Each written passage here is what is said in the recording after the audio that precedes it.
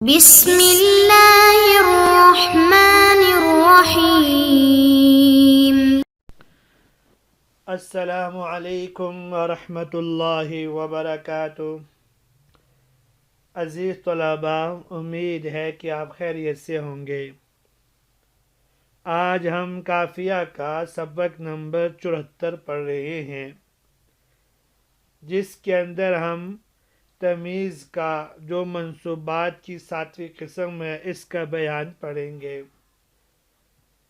چلتے ہیں اپنے سبق کی جانب۔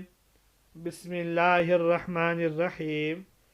التمیز ما يرفع الابہام المستقر عن ذات مذکورۃ او مقدرہ، فالاول عن مفرد مقدار غالبا اما فی عدد نحو 20 درہما وسیاتی، واما فی غیرہ نحو رطل زیتا ومنوان سمنا وقفیزان برا وعلی التمرۃ مثلها زبدہ۔ ترجمہ دیکھ لیں۔ التمیز ما یرفع الابہام المستقر عن ذات مذکورۃ او مقدرہ، تمیز وہ اسم منصوب ہے جو ذات مذکورہ یا ذات مقدرہ سے اس ابہام کو ختم کرے جو اس میں پختہ اور راسخ ہو چکا ہو۔ فالاول عن مفرد مقدار غالبا، پس پہلے والا جو ذات مذکورہ سے ابہام دور کرے وہ اکثر طور پر مفرد مقدار سے ابہام دور کرتا ہے۔ اما فی عدد، مقدار یا تو عدد میں ہوگا، نحو 20 درہما، جیسے 20 درہما، وسیاتی، ان قریب اس کا بیان مزید آگے آئے گا، وَإِمَّا فِي غَيْرِهِ نَحْوُ رِطْلٌ زَيْتًا وَمَنْوَانِ سَمْنًا وَقَفِيزَانِ بُرًّا وَعَلَى التَّمْرَةِ مِثْلُهَا زُبْدًا، اور یا یہ مقدار عدد کے علاوہ کسی اور چیز میں ہوگا، جیسے رطل زیتن ومنوان سمنن وقفیزان برًا وعلی التمرۃ مثلها زبدًا جیسی مثالوں میں۔ آج کے درس کے اندر ہم انشاءاللہ 5 باتیں پڑھیں گے۔ پہلی بات تمیز کی تعریف اور اس میں فوائد و قیود، دوسری بات تمیز کی اقسام، تیسری بات پہلی قسم کی تفصیل، چوتھی بات عن مفرد مقدار کی وضاحت اور اس کی تفصیل، اور پانچویں بات آخر میں ایک اشکال ہو، اشکال کا جواب۔ چلتے ہیں۔ التمیز ما یرفع الابہام المستقر عن ذات مذکورۃ او مقدرہ، پہلی بات کی طرف۔ صاحب کتاب رحمہ اللہ نے یہاں تمیز کی خود تعریف فرما دی۔ تمیز وہ اسم منصوب ہے جو ذات مذکورہ یا ذات مقدرہ سے ایسا ابہام دور کر دے جو ان دونوں کے معنی موضوع لہ میں پختہ اور مضبوط ہو چکا ہو، یا یوں بھی سمجھ لیں کہ تمیز وہ اسم ہے جو ذات مذکورہ یا ذات مقدرہ سے وضعی ابہام کو دور کر دے۔ اب وضعی ابہام کیا ہے، ذات مذکورہ کیا ہے، ذات مقدرہ کیا ہے، اس کی تفصیل انشاءاللہ آگے آ رہی ہے۔ اب پہلے اس تعریف کے اندر صاحب کتاب رحمہ اللہ نے جو فوائد و قیود ذکر کی ہیں ان کو ہم تفصیل سے پڑھ لیتے ہیں۔ پہلی بات فرمائی التمیز۔ التمیز معرف ہے اور ما سے لے کر او مقدرہ تک یہ پوری عبارت اس کی تعریف ہے۔ پھر اس تعریف میں لفظ ما جنس ہے، اور یرفع الابہام فصل اول، المستقرہ فصل ثانی، عن ذات مذکورۃ او مقدرہ فصل ثالث ہے۔ تو ما جنس کی وجہ سے تمام اسماء اس تعریف میں شامل ہو گئے۔ جب یرفع الابہام کہا یہ فصل اول ہے، وہ اسماء جو بدل بن رہی ہوں وہ خارج ہو گئے، کیونکہ بدل مبدل منہ سے ابہام دور کرنے کے لیے نہیں آتا بلکہ اسے چھوڑنے اور مراد نہ لینے کے لیے آتا ہے۔ جیسے جانی زید بل عمر، آیا میرے پاس زید، نہیں بلکہ عمر آیا۔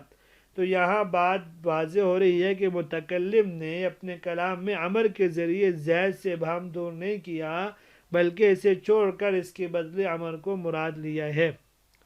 المستقر یہ فصل ثانی ہے، اور اس کی وجہ سے وہ صفت خارج ہو گئی جو اپنے مطبوع مشترک سے ابہام کو دور کرے. یعنی اس کے کئی معنی آتے ہیں. مثلا لفظ عین ہے، اس کا معنی چشمہ بھی ہے، آنکھ بھی ہے، باندھی بھی ہے اور گھٹنا بھی. لیکن ان میں سے کوئی بھی ایک جب آپ ذکر کریں گے تو مطبوع سے ابہام دور ہو جائے گا. جیسے آپ کہتے ہیں رأین عیناً جاریہ، میں نے جاریہ دیکھی، جاریہ سے آپ نے باندھی مراد لی اور جاریتاً نے عیناً سے ابہام کو دور کر دیا. اور یہ جو ابہام تھا یہ ابہام تعدد وضع کی وجہ سے تھا، اسے دور کیا. لیکن ابہام وضعی نہیں تھا، کیونکہ اصل وضع کے اعتبار سے عیناً میں کوئی ابہام نہیں ہے، بلکہ اس میں جو ابہام تھا وہ صرف اس کے متعدد معنی کی وجہ سے تھا. اسی طرح رأیت ابا حفص عمارو میں عمارو بھی اس قید کے ذریعے خارج ہو گیا، کیونکہ یا عمر اگرچہ ابہام کو تو دور کر رہا ہے لیکن ابہام وضعی کو نہیں، کیونکہ ابو حفص کے موضوع لہو میں کوئی ابہام نہیں ہے، بلکہ وہ ذات معینہ کے لیے وضع کیا گیا تھا. صرف یہ کہ وہ ذات ابو حفص کے ساتھ مشہور نہیں تھی، تو عدم اشتہار کی وجہ سے اس میں ابہام پیدا ہوا جس کو عمرو نے دور کر دیا. تو خلاصہ یہ ہوا کہ یہاں جو ابہام تھا وہ اصل وضع کی وجہ سے نہیں تھا بلکہ عدم اشتہار کی وجہ سے تھا. آگے ہے عن ذات مذکورۃ، یہ فصل ثالث ہے.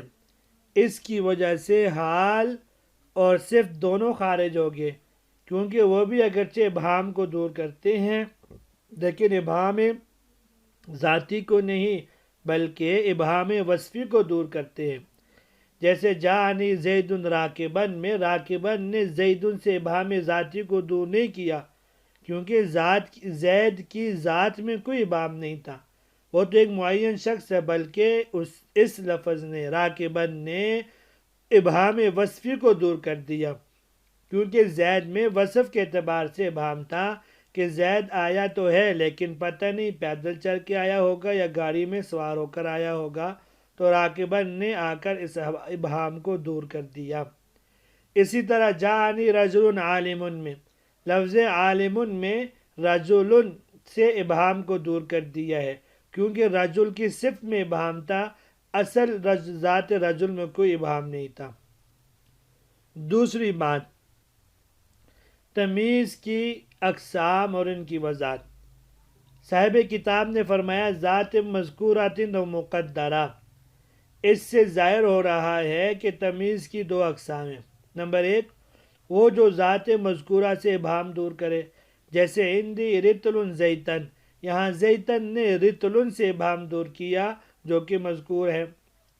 نمبر دو، وہ جو ذات مقدرہ سے ابہام دور کرے، جیسے طاب زید نفسن، اس میں نفسن نے ذات مقدرہ یعنی شیئن سے ابہام دور کیا، وہ مذکور نہیں ہے، لہذا محذوف عبارت نکال کر پوری عبارت یہ ہوگی طاب شیئن منصوب الی زید نفسن. تو یہاں تمیز کی تعریف میں تین چیزیں ذکر کی گئی ہیں، ذات، مذکورہ اور مقدرہ. ذات سے مراد وہ اسم ہے جو ممکنات اربعہ یعنی تنوین، نون تثنیہ، نون جمع یا نون مشابہ بنون الجمع اور اضافت میں سے کسی ایک کے ذریعے سے تمام ہو رہا ہو. اور مذکورہ کا مطلب یہ ہے وہ اسم مبہم ما قبل والی عبارت میں مذکور ہو، اور مقدرہ کا مطلب یہ ہے وہ اسم مبہم ما قبل والی عبارت میں مذکور نہ ہو بلکہ محذوف ہو. صاحب کتاب رحمہ اللہ نے تمیز کی تعریف اور تعریف کے ضمن میں اس کی قسموں کی طرف اشارہ کر کے جب فارغ ہو گئے تو یہاں سے ان دونوں قسموں کی تفصیل بیان کر رہے ہیں. فالاول عن مفرد مقدار غالباً، یعنی تمیز کی پہلی قسم جو ذات مذکورہ سے ابہام دور کرتی ہے وہ ذات مذکورہ اور ممیز اکثر طور پر مفرد ہوا کرتی ہے. مفرد کا مطلب یہ ہے کہ ممیز جملہ یا شبہ جملہ نہیں ہوگا، اور مقدار اس چیز کو کہتے ہیں جس سے مختلف چیزوں کا اندازہ لگایا جا سکے، اور ایسی کل 5 چیزیں ہیں جن کے ذریعے اشیاء کا اندازہ معلوم ہو۔ نمبر 1 عدد، نمبر 2 کیل، نمبر 3 وزن، نمبر 4 مساحت، اور نمبر 5 مقیاس۔ غالباً کی قید لگا کر اس بات کی طرف اشارہ فرمایا کہ کبھی کبھار یہی مفرد تمیز غیر مقداری چیزوں سے بھی ابہام کو دور کر دیتی ہے، جیسے خاتم و حدید۔ اس میں خاتم ذات مذکورہ کے معنی میں ہے، اگرچہ مفرد تو ہے لیکن مقدار کی مذکورہ 5 قسموں میں سے کوئی قسم نہیں، پھر بھی اس سے حدید نے ابہام دور کر دیا۔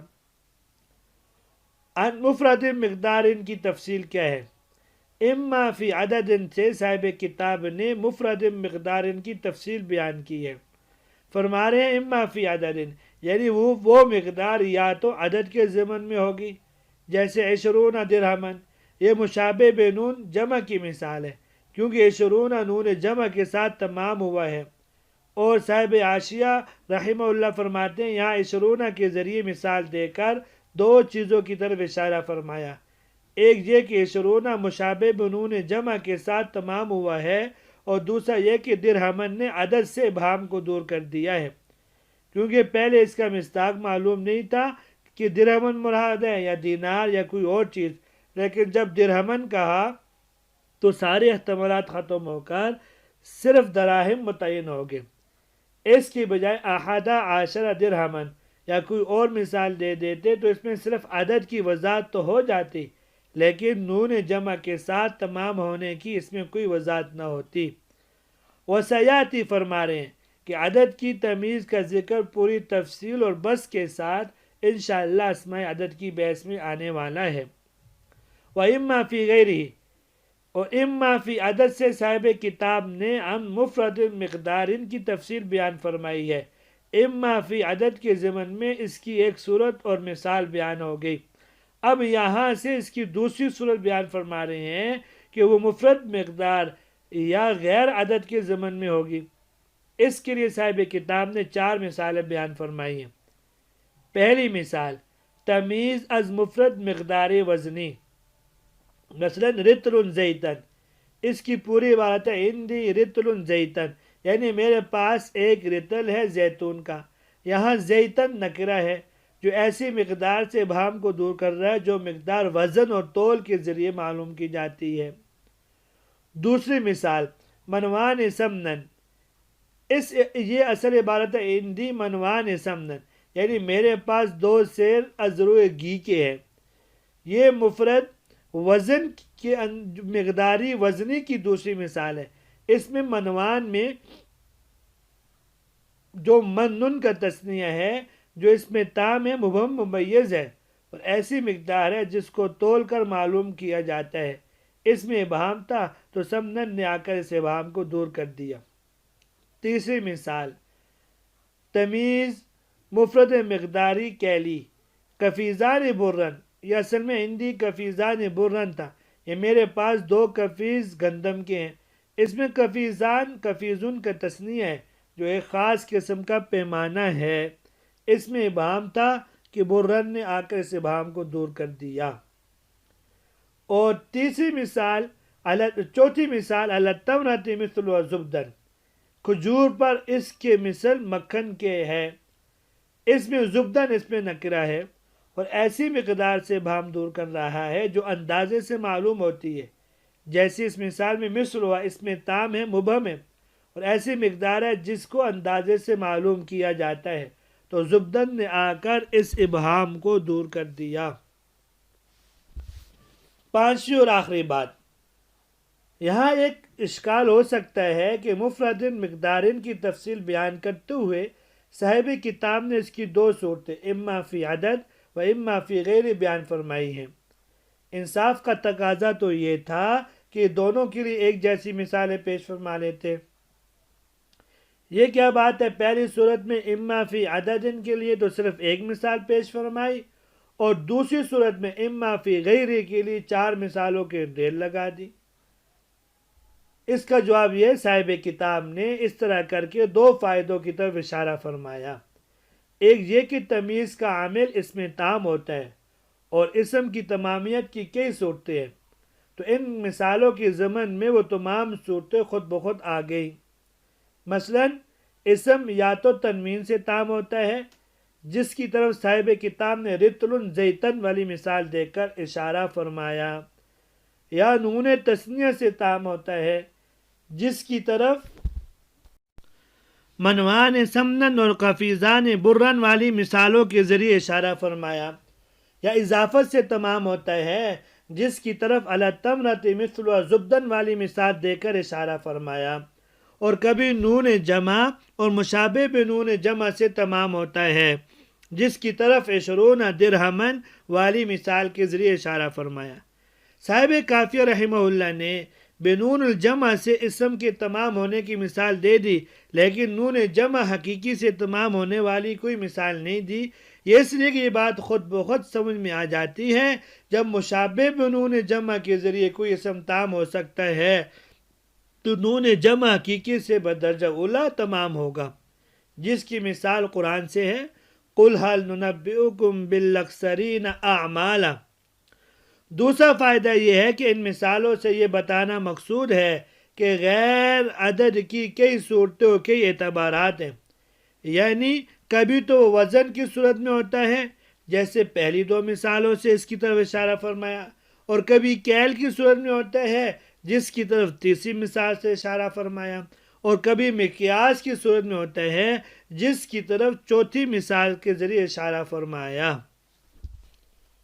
باقی پہلے فائدے پر یہ اشکال ہو سکتا ہے کہ آپ نے کثرت امثلہ کی جو علت اور وجہ بیان فرمائی ہے، ان سے ان چیزوں کی طرف اشارہ کرنا مقصود تھا جن سے اسم تام ہوتا ہے۔ اتنی بات تو سمجھ میں آ گئی، لیکن ہم صرف ان چیزوں سے تو اسم تام کے حوالے سے ہم نے نہیں پڑھا، بلکہ ان کے ساتھ ایک اور چیز ہے جس سے اسم تام ہوتا ہے، وہ یہ الف لام ہے، کہ الف لام کے ذریعے سے بھی اسم تام ہو سکتا ہے۔ تو الف لام کی مثال صاحب کتاب نے پیش نہیں کی۔ اس کا جواب یہ ہے کہ اسم کے تام ہونے سے مراد وہ اسم ہے جو تمیز کو نسب دے، اور اس کے اور معرب لام تمیز کو نسب نہیں دے سکتا، کیونکہ اسم تام کی مشابہت فعل کے ساتھ ہوتی ہے، اور مذکورہ اشیاء اربعہ کی مشابہت فاعل کے ساتھ ہوتی ہے، اور ان کے بعد تمیز کی مشابہت مفعول بہ کے ساتھ ہے۔ تو جس طرح فعل اپنے فاعل پہ مکمل اور تام ہوتا ہے، اور اس کے بعد اگر مفعول ہو تو اس کو نسب دیا جاتا ہے، بالکل اسی طرح اس میں ممیز مذکورہ اشیاء کے ذریعے تام ہو کر اس میں تمیز کو نسب دیتا ہے، لیکن الف لام چونکہ اسم کے شروع میں ہوتے ہیں، جس کی وجہ سے اس کی مشابہت فاعل کے ساتھ نہیں ہو سکتی، مشابہت کے نہ ہونے کی وجہ سے وہ تمیز کو نسب نہیں دے سکتا، اس لیے صاحب کتاب رحمہ اللہ نے اس کا ذکر نہیں فرمایا۔ فالاول عن مفرد مقدار میں مقدار مقدر کے معنی میں ہے، کیونکہ تمیز مقدار سے ابہام دور نہیں کرتی بلکہ مقدرات سے ابہام دور کرتی ہے، اس لیے کہ 20 کفیزانی منوانی اور رطل مخصوص معنی کے لیے وضع کیے گئے ہیں جن میں کوئی ابہام نہیں ہے، البتہ ان کے مصداق میں ابہام ہو سکتا ہے، اور ان کے مصداق میں ابہام ہوتا ہے، مثلا 20 کا مصداق کیا ہے، کفیزان کا مکیل کیا ہے، وغیرہ وغیرہ۔ تو یہاں تک تو آج تمیز کا بیان تھا، امید ہے کہ آپ کو سمجھ میں آ گیا ہوگا۔ اجازت دیجیے، اللہ تبارک و تعالی ہم سب کا حامی و ناصر ہو۔ السلام علیکم ورحمۃ اللہ وبرکاتہ۔